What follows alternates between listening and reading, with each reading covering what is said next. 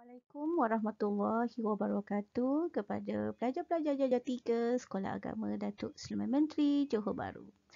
Alhamdulillah, hari ini kita akan belajar pendidikan Tauhid Darjah 3. Baiklah, kita akan mulakan dengan pelajaran yang pertama. Pada pelajaran 1, kita akan belajar tajuk beriman kepada malaikat. Setelah belajar tentang tajuk ini, murid-murid akan dapat yang pertama, mengetahui dengan menyebutkan maksud mempercayai kewujudan malaikat. Yang kedua, mengenali dengan menyebut pengertian malaikat dan asal kejadiannya. Yang ketiga, mengetahui dengan menyenaraikan tugas-tugas malaikat. Yang keempat, menguraikan maksud bersikap positif terhadap hidup di dunia. Yang kelima, mengetahui dengan menyebut maksud mempunyai keimanan yang mantap terhadap perkara-perkara gaib. Baiklah, kita akan belajar tentang tajuk beriman kepada malaikat.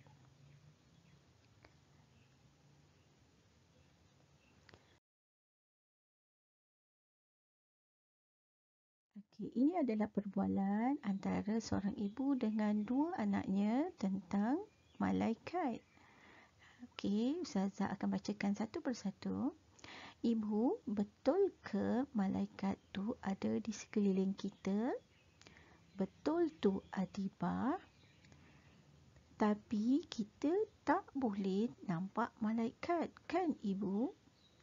Malaikat tu boleh nampak kita ke Ibu? Boleh.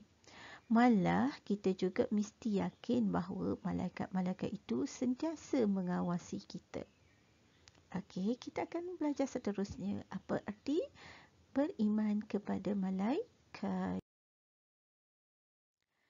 Arti iman ialah percaya dengan yakin sepenuh hati, menyebut dengan lidah dan melakukan dengan perbuatan. Arti beriman kepada malaikat, okey, murid-murid hati-hati ya, lepas ni ada soalan.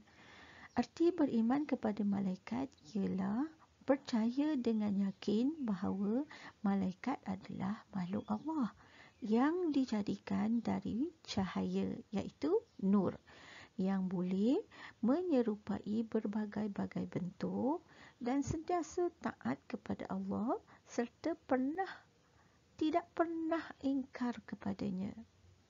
Yang ketiga, sebagai seorang Islam, kita wajib percaya kepada malaikat kerana ini adalah rukun iman yang kedua.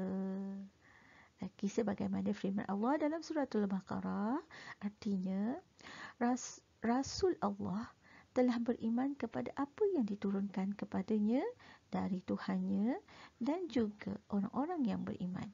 Semuanya beriman kepada Allah dan malaikat-malaikatnya dan rasul-rasulnya.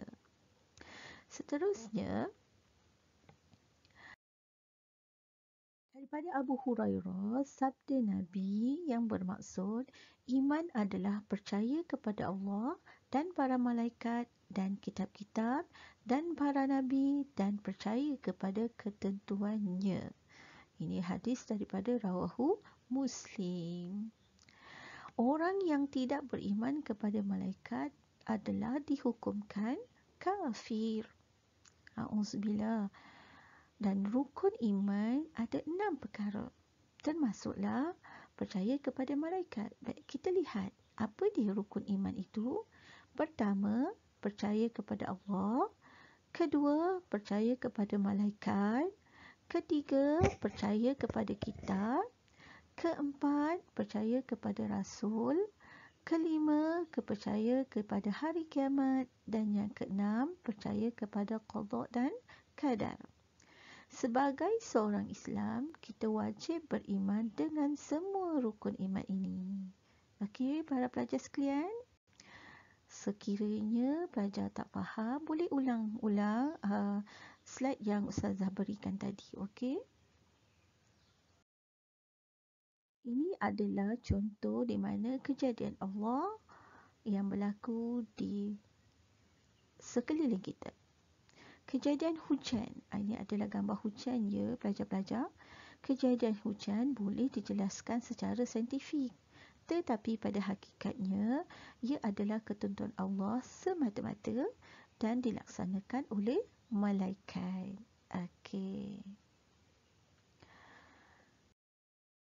Alhamdulillah pada pelajar-pelajar sekalian, setelah kita belajar pada bait yang pertama ini, Ustazah harap pelajar-pelajar dapat membuat latihan berdasarkan latihan yang diberikan di atas ini di dalam buku tulis ya. Sekiranya tidak ada buku tulis, boleh gunakan buku tulis pada tahun lepas. Okey, yang pertama, nyatakan dengan jelas setiap satu rukun iman. Yang kedua, tuliskan rukun iman yang kedua. Yang ketiga, apakah arti beriman kepada malaikat? Dan yang keempat, apakah hukum jika seseorang itu tidak beriman kepada malaikat?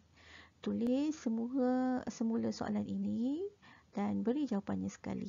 Okey? Daripada pengajaran yang pertama tadi, kita dapat menghayati yang pertama, kita hendaklah meyakini kewujudan malaikat. Yang kedua, kita hendaklah mencontohi sifat malaikat yang sentiasa taat kepada Allah kerana semua perintah Allah mempunyai hikmah dan kebaikan kepada kehidupan manusia di dunia dan di akhirat. Selamat belajar dan selamat membuat latihan. Terima kasih pada semua.